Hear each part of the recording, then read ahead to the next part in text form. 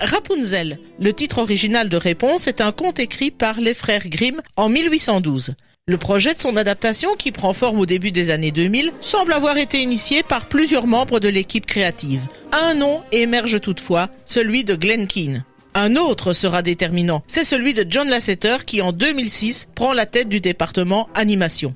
Alors que les productions semblaient s'écarter de la touche Disney, Lasseter tranche et impose une adaptation réfléchie du conte. Il ira même jusqu'à suggérer à Glen Keane qu'il a le choix entre une réalisation traditionnelle ou assistée par ordinateur.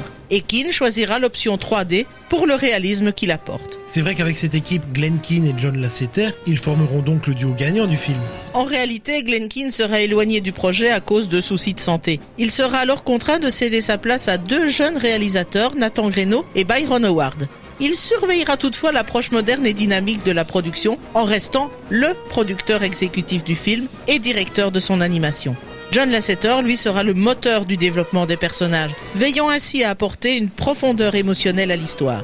Bref, c'est bien le duo Keane-Lasseter qui fera de Réponse un film à la fois de tradition et de modernité qui allie amour et émancipation dans son histoire. Une histoire qui va donc rester proche de celle des frères Grimm. L'histoire des frères Grimm nous parle d'un couple qui vole quelques plantes dans le jardin d'une sorcière. En échange de ce petit butin, la mégère réclame alors le bébé qui doit naître. Elle enferme alors l'enfant dans une haute tour sans aucune porte.